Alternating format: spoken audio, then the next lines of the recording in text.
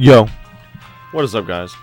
It is your boy Mock here, and today in this video, as you can see, we're in creative, so you know what that means. It's tutorial time. Not really tutorial, but I'm gonna go over a few farms that I think, there's 3 farms that I think everybody should start out with right whenever they start a world. Now, this is probably like your first like 20 days in Minecraft type of thing, like to get you started. Now we're gonna get started. We're gonna get started with one for food, and you don't have an enchantment table. So you don't have food, you don't have an enchantment table. You need leather, and you need, what's it called? You need leather, and you need food, obviously, from beef. So you got a cow. You get a cow breeder. Now in Minecraft, there's limits to the game. And by that I mean there's limits to how many mobs can be in like a small area. So with this, obviously it's 1, 2, 3, 4, 8 blocks, a hopper, and a chest. That's all you need, and 2 cows to start breeding and wheat and everything. Now look, every time you spawn a cow dies. You know why? Because the mobs are hitting their limit for the amount of like mobs that are allowed in that one space. So this 1x2 area, only so many mobs can be in it, and every time a cow dies, you get the leather and you get the beef. So 20 and 43 is obviously every time. So it's, I think the cap is around 24 or so. So every time you're breeding them, that means you'll get about 24 or whatever. It's even more. See, but now you got like stacks, just tons of leather. You'll be able to get leather and books and everything easy. This is the first farm, number 1. First farm, I think everyone should start out with that. It's easy leather, like I was saying, easy beef for food, and then you can just cook it up. Now, as you can tell, we have number 2. Now you may say, what is that? Well, let me tell you what it is. First, you're gonna, if you guys want me to, I can go over like single video tutorials on these, which I might release after this, just so everyone knows how to make them. They're all pretty simple farms that everyone should know. But for these, why did I just do that?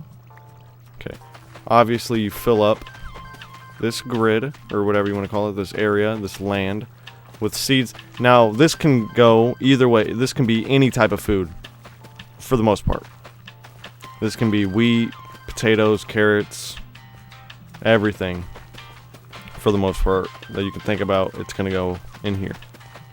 So you fill up, you got your grids or whatever, and this farm can be extendable to however long you want, just because obviously somehow a bucket of water can travel thousands of feet. So let's act like all this is grown. Here I can bone meal some of it, I guess, just so wheat shows up. So look, we got the wheat, Oh, we don't want that. So look, we got our wheat and everything. So you come back here. These are dispensers, obviously. Come back here. Press this lever. As you can tell, everything's bouncing, everything's moving. Now you do want to build this up. Obviously, some of it stayed, just because I didn't have it built up high enough. But let's imagine like I had this built like how it is in my survival world. So you got it built. Little mishap there, but it works cool on my world. So obviously you come down here, you got your seeds, you can check in here, you got your wheat and everything, and then you can use this, like I said, for wheat. At first you can use it for to breed your cows and everything, but after that, say you already got your enchantment table, you don't really need it anymore. All you really need is beef. Then you can just use you can just switch it from wheat to carrots.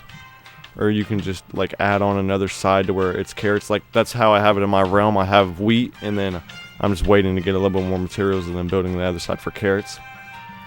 Now this is number 2 for farms that everyone should have, or something like that, yeah. Now the third one, this, you're like, why do you need a cactus farm? I'm going to tell you why you need a cactus farm. You need a cacti farm because it's not doing it right now, but look. Number 3, obviously. This is a cacti farm for, I forgot to set like how many layers you can have or whatever, but so I only have 3. obviously. But underneath this chest, you would normally do a what's called a furnace for the cacti to go into, and then so you can smelt it because this is like nobody just builds a cacti farm for cacti and green dye, like to get green dye.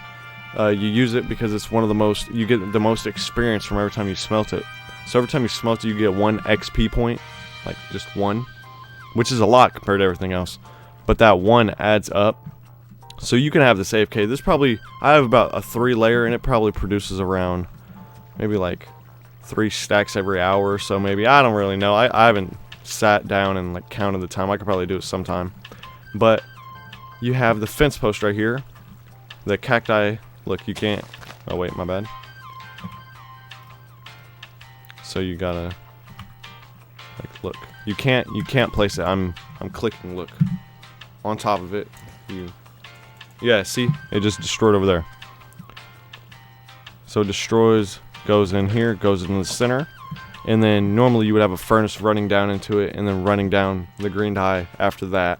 So it takes a lot of hoppers and everything, but I could probably add more layers and then like build this for real, so you guys can see. But you smelt it, and then after a while, after everything smelts or whatever, you collect it.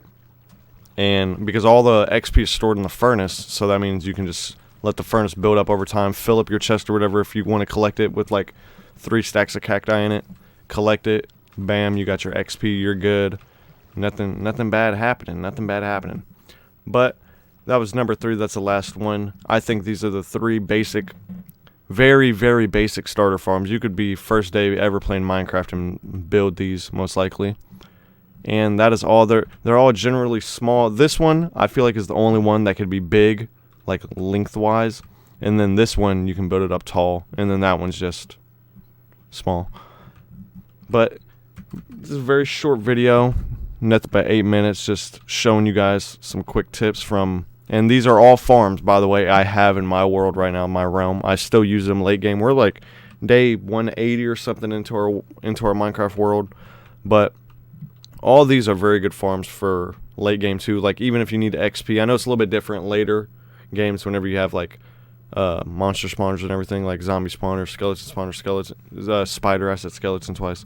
But you guys get what I'm saying. But alright, it's your boy Mock, and we will see you guys in the next video. I'll most likely be posting daily, at least. We'll try to for these videos, like for little tutorials on how to build the farms.